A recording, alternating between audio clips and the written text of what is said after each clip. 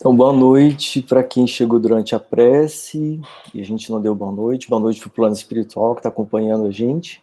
E já estou transmitindo aí para vocês os slides, a gente vai ter alguns slides. Como sempre, eu só vou pontuar alguns pontos que eu achei assim, mais marcantes para mim. Aí vocês pontuam de vocês também, né? Como a dona Irene falou bem semana passada, aqui é um grupo de estudo, eu sou só um facilitadorzinho, né? E nós vimos, semana passada, a prece da Islália, que é a esposa do Alfredo. E a gente viu os efeitos da prece, a importância da prece bem sentida e bem vivenciada em cada palavra, né? E agora a gente vai ver também um pouco mais sobre a prece agora, nesse começo do capítulo 25, que é efeitos da oração, e que nós vemos que a Ismária, durante a oração dela, a prece, ela irradiou uma intensa luz, assim como a grande maioria dos trabalhadores daquele ambiente lá, que era da galeria onde estavam dormindo os espíritos, e essa irradiação, essa luz, era proporcional a cada um, a questão moral de cada um. E as nuances também das cores eram proporcional ao fator moral de cada um. Mesmo aqueles que não irradiavam grandes luzes, uma luz muito opaca, tinha um magnetismo neles também que ajudava os que estavam dormindo, né? E essa irradiação dessa luz, que eram como se fossem bolhas luminosas que saíam do corpo deles, entrava em cada um que estava dormindo. Foi dito que na intimidade do corpo perispiritual, é como se fosse nas células do perispírito. Cada pedacinho ali de tecido espiritual absorvia aquelas bolhas luminosas, né? E a claridade do ambiente era grande, belíssima, era como se fosse uma claridade diferenciada da luz artificial. Então, começando aqui, André Luiz disse o seguinte, nesse começo, após a prece, né? Comecei a ver, como no caso de Ana, que todos aqueles esqueletos misérrimos apresentavam núcleos de sombra, além das máscaras mortuárias. Núcleos que se mostravam dentro de formas variadíssimas. Então ele tinha desenvolvido a capacidade dele de visualizar mais profundamente lá no Ministério do Auxílio Magnético. Então ele utilizou nos demais ali que ele observou, igual ele viu no da Ana, que a gente viu semana passada, né?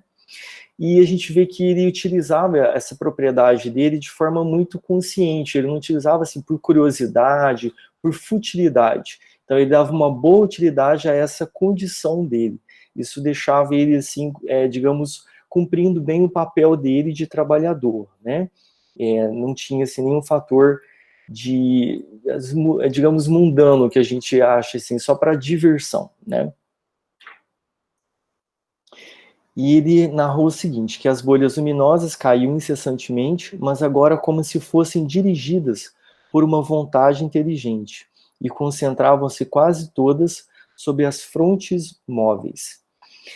E olhando aqui na transmissão, está aqui, além das máscaras mortuárias, né? Quer dizer que próximos da face, que tinha esses núcleos de sombra.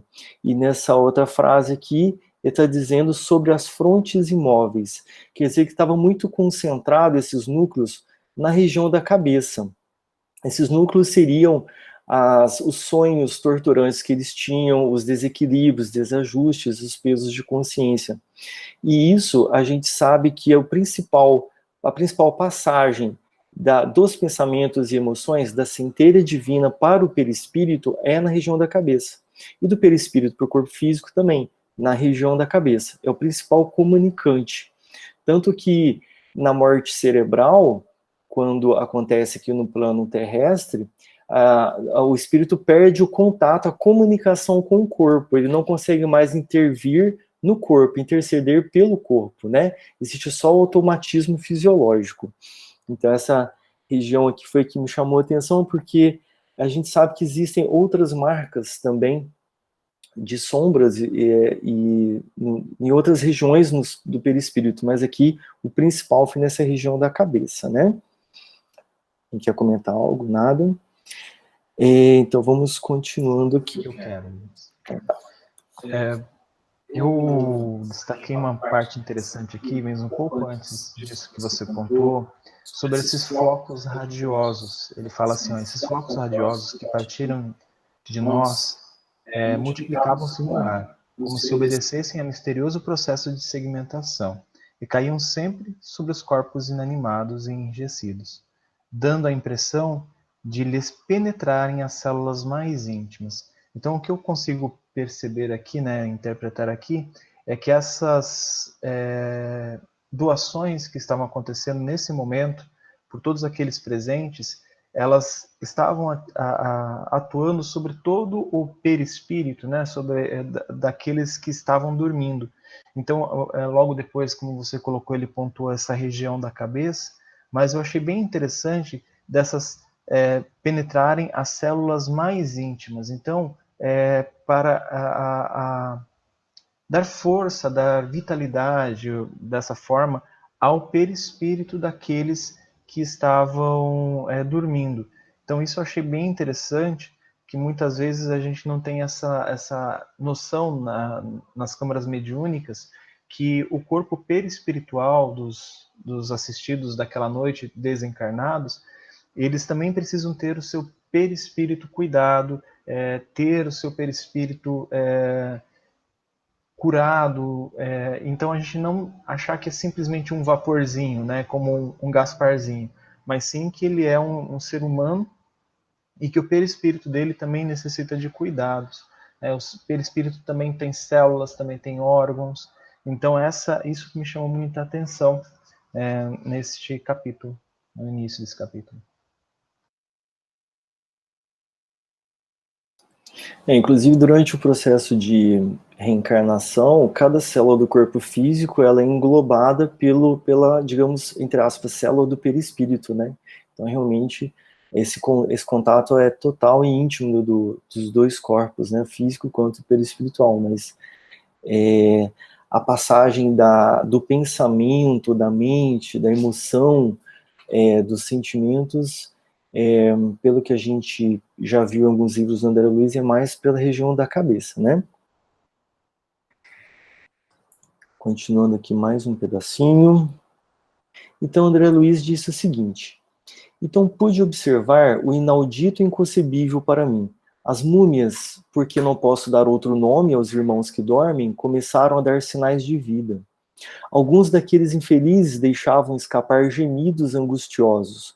Outros falavam em voz alta, dando conta dos pesadelos que os atormentavam, como sonâmbulos prestes a despertar. Muitos moviam os pés e as mãos, como a se esforçarem por fugir ao sono doloroso. Eminentemente surpreendido, reparei que 2 se levantaram distante de nós. Esses 2, ao ver os trabalhadores ali no ambiente, se assustaram muito com a cena, porque não faziam a menor ideia do que estava acontecendo. Então, fugiram desesperados daquele ambiente, né? André Luiz já teve aquele primeiro instinto de ajudar, de ir lá atrás deles, mas aí o Alfredo falou que a situação agora seria pior se fizesse isso. Eles precisam de um tempo para assimilar o que está acontecendo, de fazer uma análise, porque conhecer a verdade naquele instante, ter uma orientação, instrução, seria muito chocante, porque cada um daqueles tinha uma experiência muito particular. Daqueles que dormiam, alguns achavam que após a morte não existia mais nada, é a morte mesmo, outros estavam esperando o juízo final, dependendo da religião que eles tinham, outros estavam sob a tortura da própria consciência mesmo, aquele pesadelo de lembranças bem nefastas, né, do passado. Então, seria, primeiro, interessante a pessoa cansar, né, fisicamente, perispiritualmente, de perambular, para poder conversar. Até porque eles estavam protegidos. Assim como não podia entrar quem estava do lado de fora do posto de assistência, também quem estava dentro não podia sair. Então, eles tinham essa vigilância ali dos trabalhadores, até eles serem atendidos eles procurariam outros locais ali daquele, como se fosse um vilarejo, eu vi dessa forma, né? Tinha prédios, aquele pronto-socorro era muito grande. Aí eles seriam atendidos em algum canto ali, algum outro local, e aí recebia orientação de acordo com o amadurecimento de cada um, né? E então vamos continuar aqui.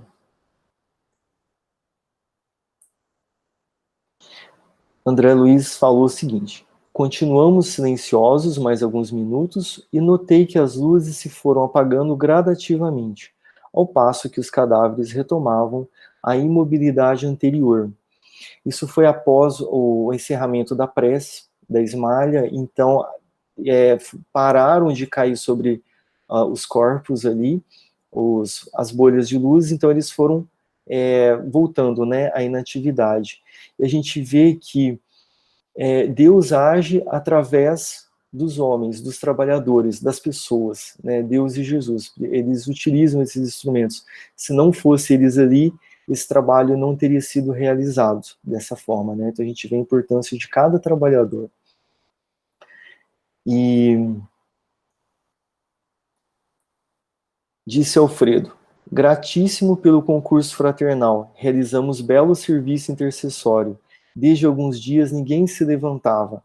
Então quem estava diferente ali era a Ismália com a equipe, o Aniceto com o Vicente e o André Luiz. Possivelmente tenha feito certamente fez um efeito maior na prece, uma atuação maior sobre aquela reunião que eles estavam fazendo de assistência, né? Então a gente percebe que quanto maior o número de pessoas, maior a força do trabalho. Então nunca estamos de mais a mais quando estamos trabalhando, né? Mesmo que tenha bastante gente atuando, a gente pode participar de formas que às vezes a gente nem entende, mas daquela assistência ali que está sendo realizada. Ver se alguém quer falar algo, não. E disse Aniceto: conforme viram, o trabalho da prece é mais importante do que se pode imaginar nos círculos dos encarnados. Não há prece sem resposta. E a oração, filha do amor, não é apenas súplica, é comunhão entre o Criador e a criatura, constituindo assim o mais poderoso influxo magnético que conhecemos. Então a gente vê que essa conexão nossa com Deus, Criador e criatura, promove um poderoso influxo magnético que é o maior que nós conhecemos. É o que tem de mais potente. Então, portanto, não tem uma maneira melhor de nos protegermos das energias ruins do que estarmos no estado permanente de prece. Como a gente não consegue estar protegido o tempo todo, porque a gente não consegue estar no estado permanente de oração e de prece, né? E o que a gente tem que fazer para conseguir esse estágio, para a gente conseguir essa elevação mental? Usar uma outra ferramenta que nós temos, que é muito poderosa e forte, que Deus nos deu, que é a vontade. Quando nós temos uma vontade bem direcionada, a gente vai atrás, a gente busca, a gente adquire condições e conhecimentos e as ferramentas para a gente chegar nessa graduação. E então depende de nós. Até porque a prece está embutida em nossos pensamentos, ela está embutida nas nossas atitudes. Ela é um estado íntimo, um estado interior. A gente não precisa de adereços, rituais. Isso já nos facilita profundamente. Então é mais da questão da nossa vontade, da nossa busca de como fazer isso, né? Que é o estudo, coisas que a gente já está fazendo, coisas que a gente já sabe, né? Posso falar? Sim, Juliano, pode falar. Rita, você abriu o microfone, quer falar primeiro? Eu quero. Eu acho que existe um mito com relação à prece que acaba atrapalhando mais do que ajudando, que é o fato da gente confundir, achar que estar em prece é você estar orando, aquelas orações decoradas o tempo todo. Não, isso não é estar em prece. O Cristo, ele estava o tempo todo em comunhão com Deus, justamente porque ele estava em estado vibracional de prece o tempo todo, o tempo inteiro da vida dele, né? E aqui André Luiz nos mostra, o Aniceto falando, que a gente é a maneira como nós, encarnados, estamos em comunhão com Deus, é através da prece. Então, nós temos que deixar essa questão de achar que estar em estado de prece é estar rezando, por exemplo, o Pai Nosso o dia inteiro. Não é isso.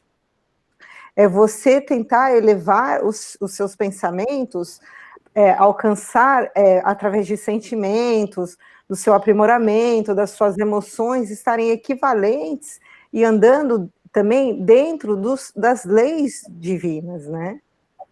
Eu acredito que é isso. Posso falar? Pode falar, Irene.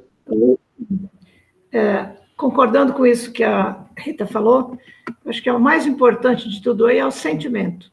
Você pode estar em prece 24 horas por dia, dependendo do seu sentimento. Você pode estar em estado de prece. Quer dizer, poderia, né? Nós ainda não temos essa condição, quer dizer, mas prece, o dia que nós tivermos essa condição, será isso, estar em contato com Deus permanente, pelo sentimento. É o que eu penso. É um estado vigilante. Essa frase que você colocou, Ivens, eu acho muito interessante, para a lida nas câmaras mediúnicas, né? Eu vejo, assim, por prática, né, por experiência nas câmaras, eu vejo que às vezes a gente tem muita dificuldade com alguns irmãos infelizes, situações bem complicadas, até mesmo envolvendo vibratoriamente o médium. Então, a gente fica meio, principalmente eu que sou meio café com leite nas câmaras, né? Então, fica meio assim, meu Deus do céu, né? O que a gente faz? Então, a questão da prece aqui, ele deixa um ensinamento muito importante, né? Que é a comunhão entre o Criador e a criatura, constituindo assim o mais poderoso influxo magnético que conhecemos.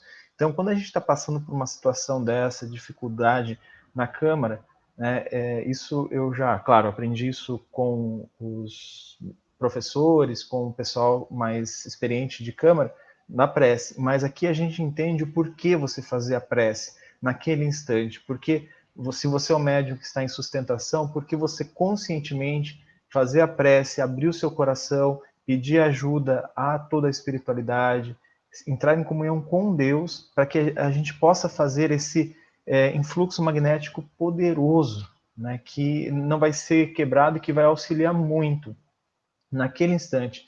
Tanto o nosso irmão infeliz que está sendo ajudado naquele momento, em nenhum momento a gente pode pensar diferente disso, já que a gente está no trabalho do Cristo, e também ajudar ao médium que está trazendo a mensagem. Isso eu achei muito importante pontuar aqui.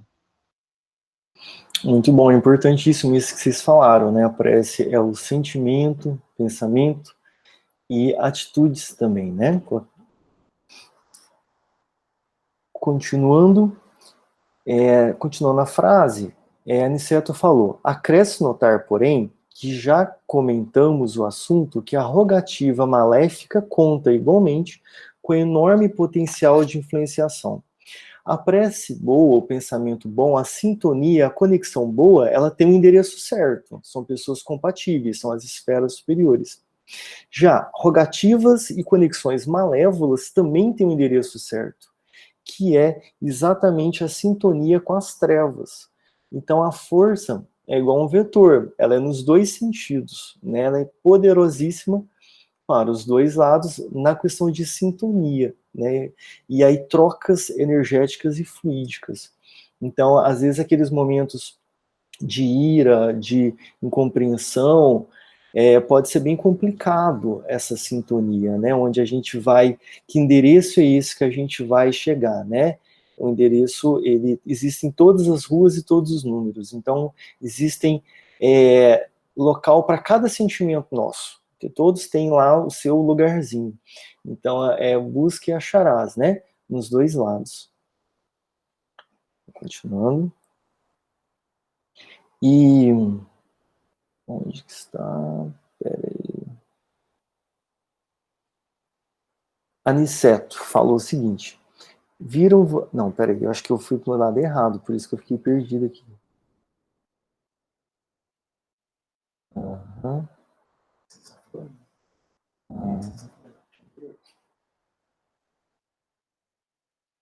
E... Ah, sim, certo, que já foi, né? Isso. Esse não... Certo.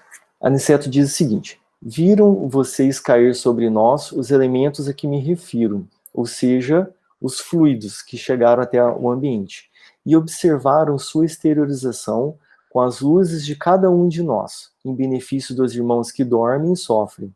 Concedeu-nos o Altíssimo a força de auxiliar, em porções iguais para todos, mas nós a espalhamos de acordo com a nossa possibilidade e coloração individuais. Ismalha, cujos sentimentos são mais amplos e universalistas que os nossos, pôde receber com mais clareza o auxílio divino distribuído com mais abundância e eficiência.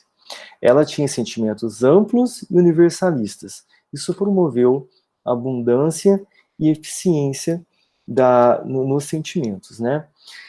E o interessante aqui agora, por que ela consegue isso, né? Se a gente for analisar.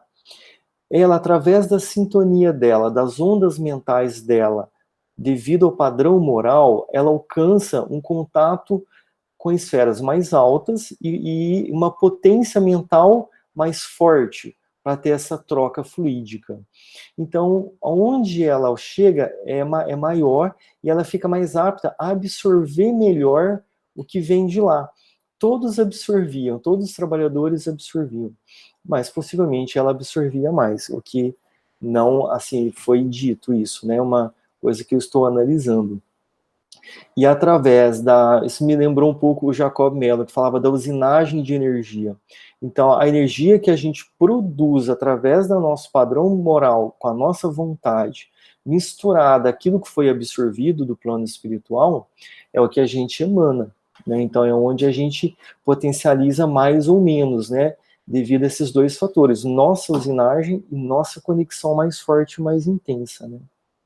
Agora, o que me chamou a atenção, essa questão universalista, né? Que ela alcança. Eu achei isso muito importante, porque o que seria isso? Para ela, as pessoas mais importantes, as pessoas que ela se dedicava em ajuda, não eram só os que estavam mais próximos dela, como familiares e amigos. Ela alcançava até aqueles que ela não conhecia, com a vontade de ajudar, de fraternidade e caridade. Aí não tinha distância, não tinha credo, não tinha cor, não tinha preconceitos, e era uma coisa incondicional. É uma coisa que ela não punha condições e nem cobrava. Eu vi o universalismo dos sentimentos nisso daí. Não existia limites e barreiras e fronteiras para ela poder para ela poder compreender as pessoas e ter empatia por elas, né, e não ter o julgamento. Isso potencializava profundamente, né? Podemos continuar?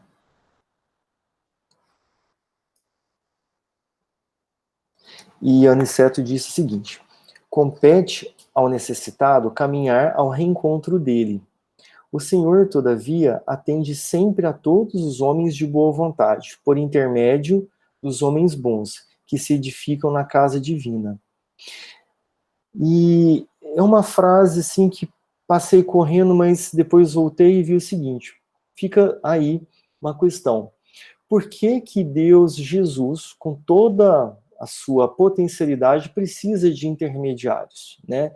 Eu visualizei aqui duas possibilidades, de repente vocês veem mais, né? Eu acho que a gente pode até discutir isso.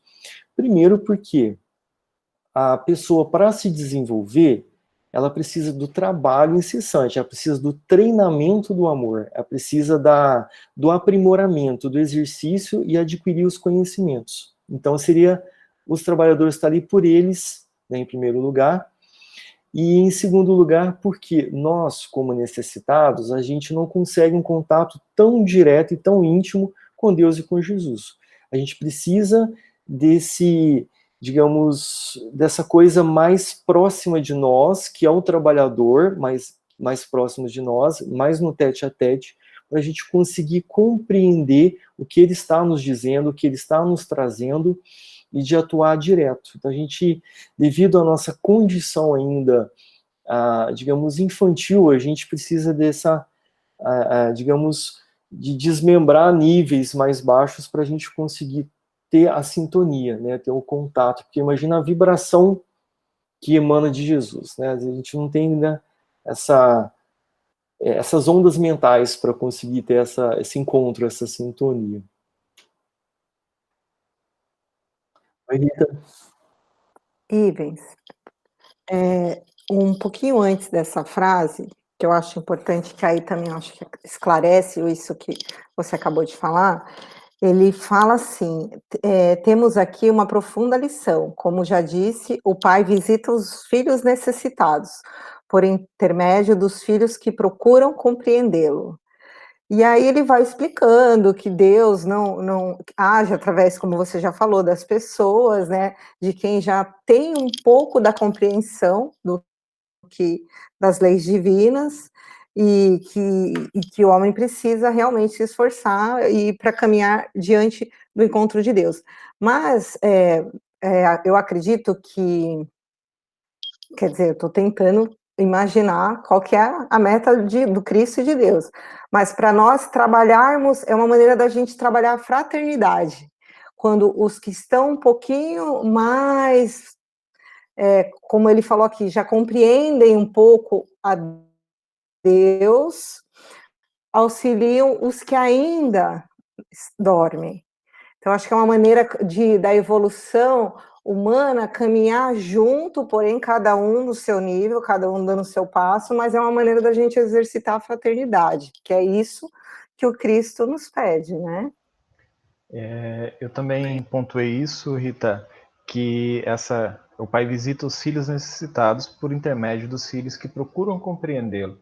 Isso eu achei muito legal, porque é o que a maioria das casas de oração que levam o evangelho a sério, né, porque a gente sabe que existem casas de oração que não levam o evangelho a sério, mas eu vejo que a maioria das casas que levam o evangelho a sério, elas estão nesse campo, né, que o pai ele vai auxiliar aqueles que procuram por uma saída, né, vamos supor assim, de algum problema, ou compreender alguma situação na vida deles, através destes filhos que já estão no caminho de tentar aplicar o evangelho em suas vidas, né? Não que a gente consiga, não é nem nada para a gente se vangloriar como espíritas e como trabalhadores na mediunidade. Mas aqui a gente tenta, né? A gente aprende cada vez mais, nas nossas câmaras aquilo lá são experiências de vidas de outras pessoas que servem para as nossas vidas, né? Eu sempre vejo as situações dessa forma, né? Tentando não julgar aos participantes. E uma outra coisa que o Ivens colocou aqui, ele coloca assim, ó, compete ao necessitado caminhar ao reencontro dele, né?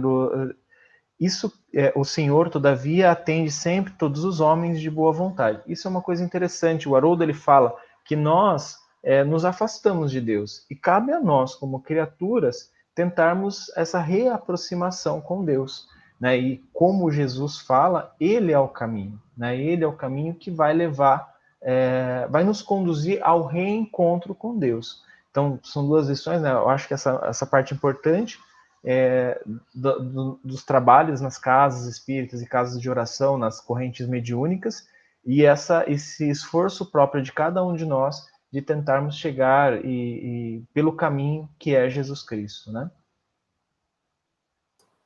Muito bom, bem colocado, gente. Boas observações. A gente tem o último agora slide do capítulo 25. Esse ficou uma hora slide, eu não gosto muito de slide grande, mas não teve outra forma de trazer exatamente o que Aniceto quis colocar e focar aqui, que eu acho uma coisa que, pelo menos, acontece muito comigo. Aniceto continuou. Reparem que nestes pavilhões temos 1980 abrigados que dormem.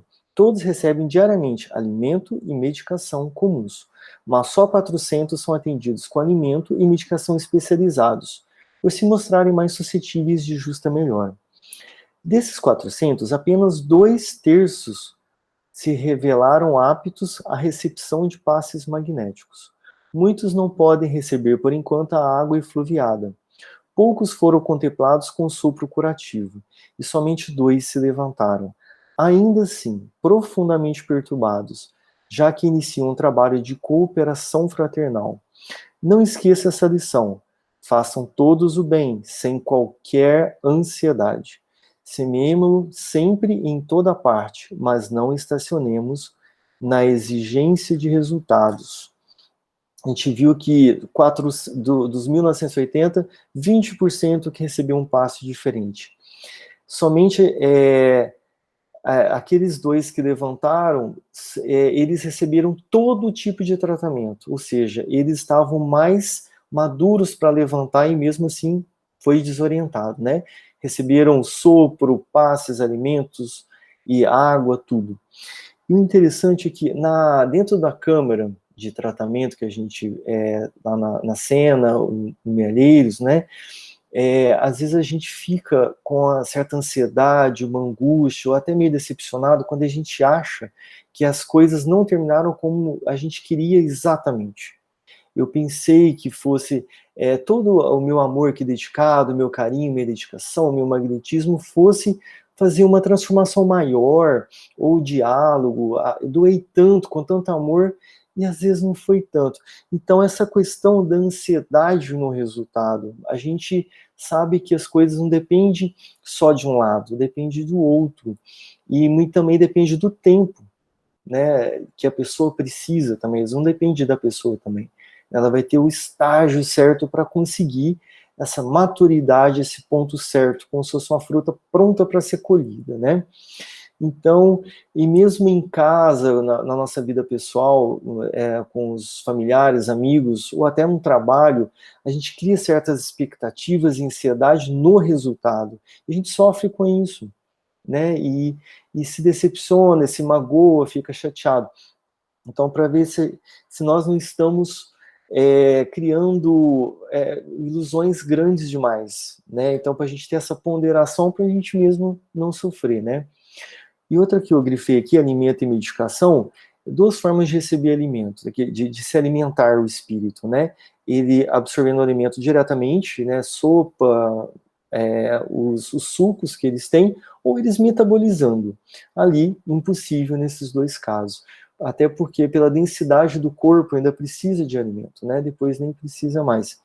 E a medicação, por causa dos transtornos, das chagas, dos desequilíbrios, das questões conscienciais, né, da desarmonia mental, então necessita da medicação para ajudar a ajustar aquilo, não que vai resolver, não que vá livrar a pessoa de tudo aquilo, mas para ajudá-la, que ela tenha condições dela resolver, né, ela vai ter que ter a vontade dela, né, e a gente vê o espírito, nós também, será que a gente precisa de medicação para nossas chagas, ou a gente precisa só de alimento? Fica aí só uma reflexão aí para o final desse capítulo de, estamos precisando de remédio para nossas chagas, para nossas dores? Que estágio que nós estamos, afinal, né? Não para a gente se martirizar, mas para a gente ficar mais atento, né? E ir em busca mais das soluções. Então aqui termina o 25, se alguém quiser falar alguma coisa do que foi dito, acrescentar. Só falando dessa parte final que você falou, Rita, agora eu vou falar primeiro, Rita. Pode. Ele fala assim, que o lavrador pode espalhar as sementes à vontade e onde quer que esteja, mas precisa reconhecer que a germinação, o crescimento, o resultado pertencem a Deus. Então, eu lembro muito na questão da mocidade, que a gente foi tanto tempo orientador, né, dirigente, e a gente vê, assim, a gente orienta dentro do Evangelho, e alguns daqueles jovens, eles seguem outro rumo, assim, totalmente contra aquilo que a gente estava falando, que a gente conversou. Muitas vezes a gente sentou no banquinho lá fora, conversando mais individualmente com cada um, e aconteceu isso. E a gente fala assim, às vezes a gente fica meio chateado, né? Fala, nossa, mas A gente conversou tanto, mas não entrou. Não, a gente tem que entender que essa semente foi plantada e que ela vai germinar um dia, né? Se não for nessa encarnação, será na próxima, e a gente tem que parar com esse imediatismo que é característico do homem no mundo, e não do homem universal, do homem eterno que nós somos, né?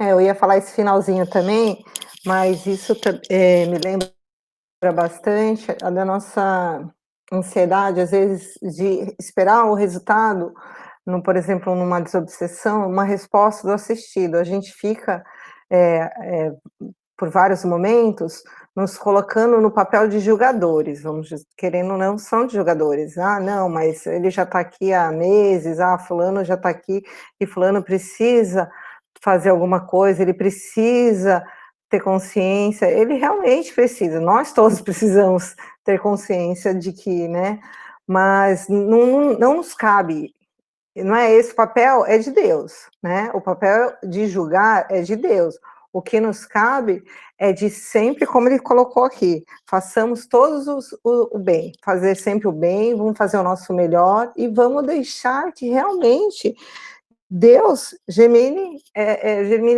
esse amor ou essa consciência que falta para o assistido. Acho que é isso. Muito bom. Até porque a decepção, ela só acontece por causa disso, né? Por causa do julgamento, do excesso de expectativa, né? Então a gente tem que passar pelo processo de decepção ainda para poder treinar isso, né? Então vamos lá. Aqui temos o 26, que é o Vim dos Servidores. Começa o seguinte. O André Luiz dizendo: notei que o trabalho no posto se desenvolvia em ambiente da mais bela camaradagem, não obstante o respeito natural às noções de hierarquia. Eu achei interessante a hierarquia, que a hierarquia é importante porque ela mantém as pessoas no seu devido lugar de capacidade. Cada um tem uma condição, então cada um tem uma quantidade de conhecimento e de desenvoltura. Todos estão desenvolvendo o tempo todo e melhorando o tempo todo. Mas as coisas, quando são dessa forma, as atividades, os trabalhos são muito mais organizados, eficientes e harmoniosos quando acontece dessa forma, né? Porque lá já não tem o famoso quem indica, né? Que é primo do irmão, então vai assumir tal cargo, e às vezes a coisa não sai totalmente do controle, né? Não que as coisas sejam perfeitas lá, não é isso, mas são mais favoráveis, né? Tá mais dentro de uma harmonia. E aí o André Luiz estava conversando com o Aniceto e com o Vicente, enquanto os trabalhos lá, as atividades continuavam, e chamou muita atenção do André Luiz a forma que o Alfredo conversava com as pessoas. Ele tinha muita paciência, muita atenção, muita dedicação, e a harmonia era grande, no caso, o equilíbrio das pessoas ali era legal, então chamou muita atenção dele. Ele viu que o Alfredo estava conversando com o Senhor. Então despertou uma vontade nele de saber o que estava sendo dito ali. Falou, eu acho que está tendo algo interessante, pediu autorização para o Aniceto para ir lá ouvir. O Aniceto falou, não, pode ir, vai lá ver o que você aprende, né? Quando ele chegou lá, viu o Alfredo conversando com o senhorzinho, que é o seu Alonso, um senhor simples, que era um trabalhador de lá, era um colaborador de lá. E aí o Alonso estava perguntando sobre os familiares dele, que era a esposa, os filhos, para o Alfredo. O Alfredo não trouxe boas notícias. Falou, olha, eles realmente não estão em condição muito boa. E aí Alonso falou, olha, eu sinto uma preocupação grande por eles e uma saudade grande também. E ficou com aquele clima, assim, que queria falar alguma coisa, mas estava sem coragem, né? Como ele tem a telepatia, o Alfredo acabou captando a mensagem dele, o que ele estava querendo no final, né? Dizendo da saudade e preocupação. Aí Alfredo disse, nem sempre agimos no mundo com a necessária visão, mas aqui é possível sentir mais de perto os interesses imperecíveis daqueles que amamos. O sentimento elevado é sempre um caminho reto para a nossa alma. Todavia, não podemos dizer o mesmo a respeito do sentimentalismo. Cultivado no círculo da crosta, é preciso que você tenha muito cuidado em não desorganizar a mente. O sentimentalismo, ele pode ser muito ruim para quem está sentindo e para quem está sendo o alvo daquele sentimentalismo. Porque é a mesma coisa alguém chegar para mim e falar assim, nossa, coitadinho do Ivens, um pobre coitado, um miserável, e vem com o sentimento de coitadismo para mim. Eu vou me sentir assim, muito pequeno, eu vou me sentir assim meio que enclausurando. E para quem está mandando isso também não é agradável, porque ele vai estar se afinando com uma vibração não ruim. Por que não substituir sentimentalismo por compaixão? A compaixão já é um estágio de uma análise da condição da pessoa, mas sem colocar ela como vitimista. E uma forma que eu posso ajudá-la, ela pode se ajudar, e a gente potencializa essas forças, e aí vai. A compaixão, ela é energizante, ela é cuidadora, ela é fraterna, ela não degrine a condição da pessoa, né? Entre aspas, era mais ou menos uma palavra assim, dessa situação. Então, é tomar cuidado com esse sentimentalismo que ele citou, né? E a saudade que fere, impedindo-nos de atender à vontade divina, não é louvável nem útil.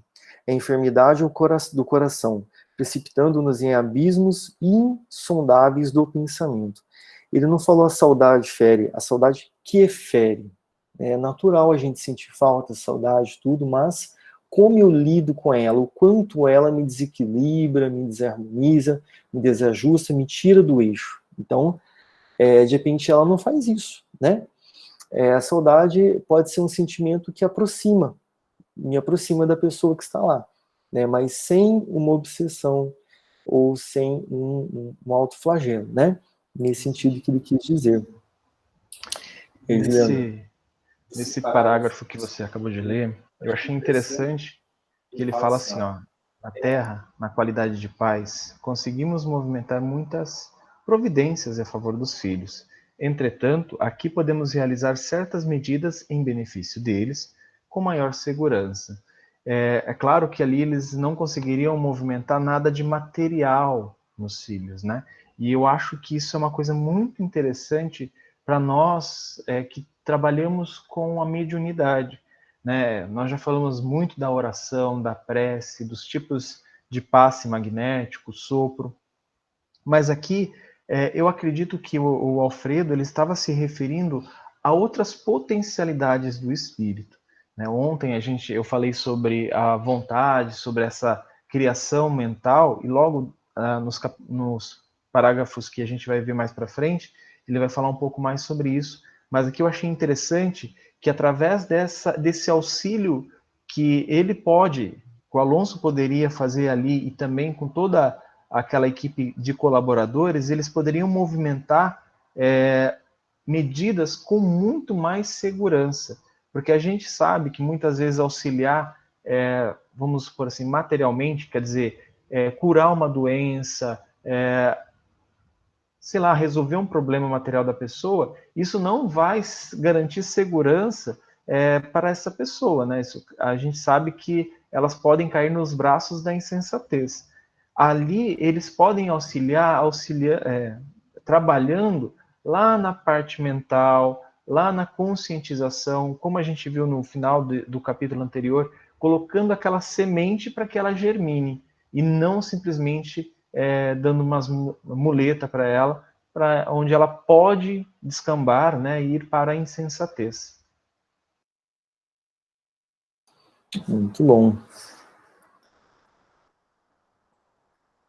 Aí o que Alonso respondeu pro Alfredo?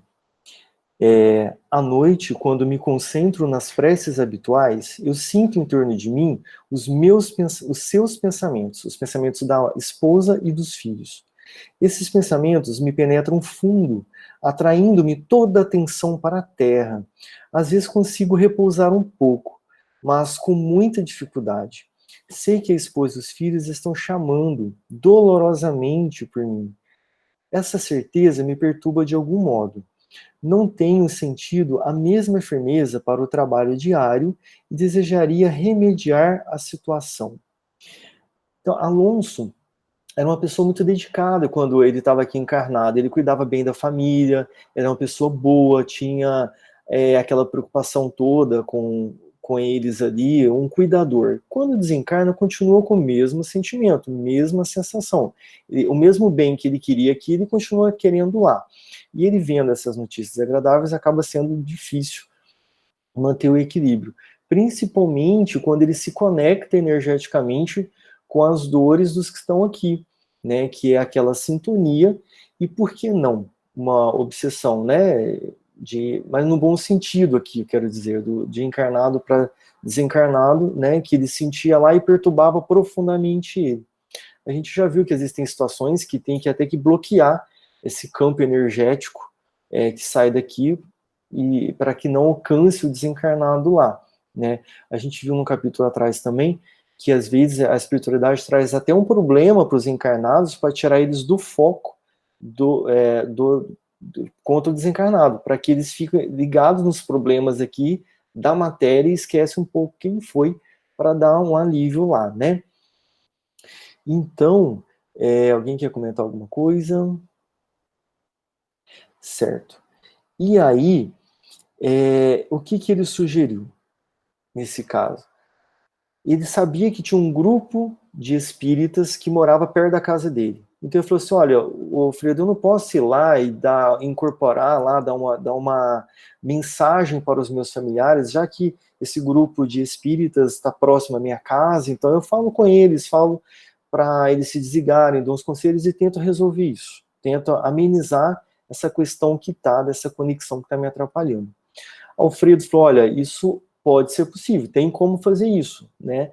E eu também não quero ter uma atitude assim muito rígida, né, como monarca dizendo que não. Eu não quero ser um autoritário dizendo que não. Mas eu te aconselho a não fazer isso. O meu aconselhamento é que isso pode atrapalhar. Por quê? Aí Alfredo diz o seguinte: é imprescindível conformarmos-nos com os desígnios do Eterno. Você e sua mulher não ficaram separados se não necessitassem de experiências novas. As dificuldades que ela vem amargando com a sua ausência, sofre-as também você com a separação dela. O sofrimento é para os dois lados, tanto dele quanto dela. Tenho a impressão, Alonso, de que Deus nos deixa sozinhos, por vezes, a fim de refazermos o aprendizado, melhorando o coração. A soledade, porém, quando aproveitada pela alma, procede o sublime reencontro. Você vê a importância, às vezes, da saudade, do distanciamento. Eles viveram muitas situações juntas, muitas experiências, muitos aprendizados. Chega uma hora que um precisa viver um tipo de uma coisa, outro viver outro tipo de situação. Novas experiências, novos caminhos. Eles não vão viver sempre juntos. Então, essa necessidade de experiências distantes, ela é muito importante para eles nesses casos, né? A gente não sabe dos detalhes, mas sabe que é fundamental. E às vezes a nossa dificuldade em visualizar o que seria é que nos deixa, às vezes, revoltado com o que aconteceu de não estarmos como gostaríamos, né? Então, alguém quer citar alguma coisa disso? Vamos lá. Aí, continuando. Além disso, você não deve ignorar que os filhos pertencem a Deus, que cada um deles precisa definir responsabilidades e cogitar da própria realização. Então, os parentescos são temporários, todo tipo de parentesco aqui, né? Os filhos realmente são de Deus. O que nós temos com o nosso próximo é a irmandade, somos irmãos e filhos definitivos somente de Deus. E às vezes é difícil esse desapego, né? Porque é muito comum os parentescos virem muitas vidas juntos. De vez em quando, às vezes a gente cai numa família que não tem muita ligação, ou entra um parentesco novo naquele relacionamento, né, daquela nova vida ali, mas a gente sabe que é comum estarem afins há centenas de anos, grupo de espírito, né? Por isso essa dificuldade, esse apego, né? Às vezes aquela possessão de que é minha esposa, meu filho, né? Então, para a gente observar, como diz a Ismalha, como diz o André o Aniceto falou, a universalidade que a Ismalha tinha, né? Esse é um benefício da gente ter essa universalidade. A nossa potencialização moral, né? Ela vai amadurecendo, ficando menos restrita, né?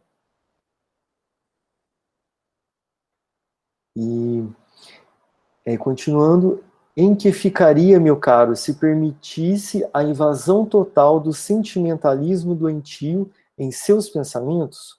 Tão dedicado é você à família do sangue, que por agora não o sinto com bastante preparo a tudo ver no antigo lar, sem sofrer desastrosamente.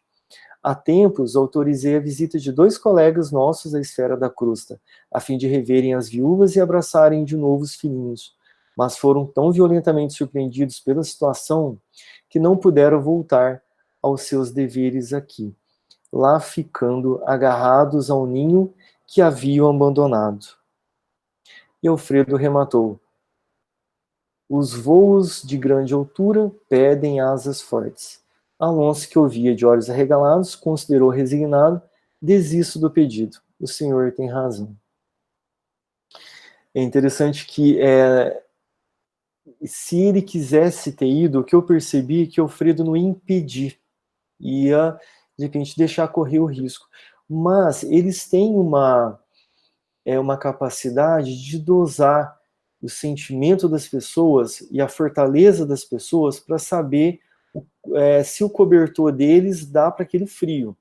Então, tem situações que eles já sabem que o frio é maior que o cobertor. É onde, às vezes, dá o problema. E foi esse caso. E, às vezes, essa ponderação, a gente ouvir bem quem sabe mais que a gente, quem alcança um olhar maior que a gente, e ouvir direito um conselho, tira a gente de algumas furadas. O que atrapalha muito, às vezes, é a ansiedade. É aquela visão muito focada, muito fechada. Então, deixa a gente meio obcecado. E isso atrapalha muito a visão, né? Porque o que os espíritos veem de lá, como já foi dito outras vezes, acho que se não me engano, Juliano, eles viram um filme da vida da pessoa e não somente uma cena. Então, sabe muito o porquê que está passando aquilo, a situação de causa e efeito, qual as consequências do que está sendo vivido, do que vai ser do futuro, né, do que está sendo feito agora, o que nós estamos colhendo do que foi passado lá atrás. Então, essa, digamos, onisciência, não é onisciência, entre aspas, essa onisciência da situação, ela traz muita ponderação e cuidado, né, e evita que a gente quebre a cara muitas vezes. E aqui terminou, são 19h55, o Juliano vai falar, se alguém quiser falar depois do Juliano, eu acho que dá tempo. Como sempre, né?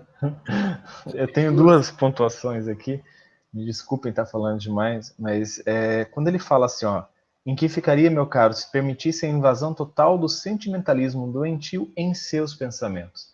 Isso aqui eu fiz uma ligação muito forte com o relato do próprio Alonso, que ele fala que ele sente a presença dos filhos, da esposa à noite, né, envolvendo ali o campo mental dele.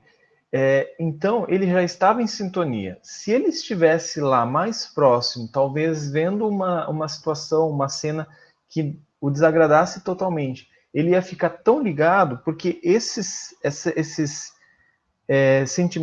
sentimentalismo realmente ia invadir de vez o sentimento. Então, isso aqui, logo depois, vem essa advertência, né, desse administrador, que é o Alfredo. E eu achei muito interessante isso, porque o Alfredo usou isso sabendo, né, com o relato do Alonso, ele já sabia que existia essa conexão mental entre a família, é uma conexão muito forte. Conexão mental a gente tem sempre com todos aqueles que a gente ama, né, claro, através de nossas orações, nossos pensamentos, mas aqui ela estava muito forte. Então isso poderia ser um grande problema. Então ele adverte aqui, e seguindo isso que você falou, eu acho que ele daria a permissão, mas é claro que como administrador ele deu essa advertência e o Alonso percebeu e realmente recuou. E eu acho uma coisa muito interessante que ele coloca bem no finalzinho aqui desse capítulo, ele fala assim, ó, edificando-me no exemplo do administrador amigo, que respondia em voz firme e afetuosa, demonstrando interesse de irmão. Isso é quando ele estava atendendo já os outros pedidos, as outras pessoas. Então eu acho que isso é uma coisa muito importante e muito bonita que a gente observa na maioria dos doutrinadores de câmaras e casas espíritas. Realmente esse interesse em ajudar, em auxiliar tanto assistidos quanto os desencarnados, né? Assistidos e desencarnados. Não na maneira curiosa de ser, aquilo que André Luiz já advertiu a gente várias vezes, mas naquela maneira de realmente querer auxiliar. Então isso, eu acho que André Luiz pontuou, e eu achei uma pontuação muito boa para a gente, né? Como dirigente de Câmara, como participante de corrente de Câmara, ter esse interesse real pelo bem-estar, tanto do espírito sofredor quanto do assistido, né? Isso é uma questão de fraternidade, né? Sim, muito bom. Essa questão da gente, seja em qualquer situação, de ver o sofrimento do outro, na Câmara, ou na nossa vida, fora da casa espírita, e a gente manter-se equilibrado diante de problemas e sofrimentos que a pessoa está passando, sabendo da experiência que ele precisa viver. Ele é um ser que tem uma individualidade, isso não podemos dividir com ele as dores dele, podemos auxiliar, mas ele tem que experimentar aquela situação que ele está passando. Nem sempre a medicação é doce. Então, a nossa capacidade de compreensão e manter o equilíbrio, não ficar desajustar, não entrar em depressão, em sofrimento junto, é uma coisa a se observar. Não é fácil, é complicado. Acho que a gente não consegue fazer isso em todas as situações, em todos os graus de problemática que a gente vai encontrar, mas é um objetivo a ser alcançado, né? E então, porque a gente tem duas situações, dois caminhos aí que a gente pode seguir. Ou manter-se equilibrado e mais racional e mais inteligente para ter uma ação melhor, ou se desequilibrar. Então tá aí a escolha. Falando assim é fácil, né? Agora, a hora que a gente está sentindo, que a gente vai saber o que a gente consegue, o que a gente alcança, né? E que possamos ter forças para isso, né? Sabendo da dificuldade. Então é isso. Agora são 8 horas. Se alguém quiser falar alguma coisa, um minutinho, acho que 8:01 dá tempo, né? É 8:01. Oi, Miriam. Não, já acabou o tempo. Eu queria fazer um comentário, mas já acabou. Da próxima vez eu comento. Dá tempo, Miriam, um minutinho. Essa última conversa eu achei interessante, porque foi uma conversa de dois espíritos que tinham um certo conhecimento, né? De que teve muita humildade e respeito. Ele teve bastante humildade em ouvir esse instrutor dele e de aceitar as instruções. Ele tinha conhecimento, ele sabia que ele poderia chegar através de um centro espírita e ter contato com a família. Ele tinha as técnicas, né? Ele tinha conhecimento das técnicas, mas ele aceitou as orientações do orientador com bastante humildade. Então, eu gostei dessa fala, porque nós, médios, muitas vezes nós temos as técnicas nas mãos, né? E nós não temos, muitas vezes, a humildade de ouvir os mais experientes, ou até quem está do nosso lado. Eu acho que esse estudo é para nós, médios, né? Para a gente ficar bem atento a isso. E essa conversa, como você disse no começo, foi bem essa fala, né? De orientação,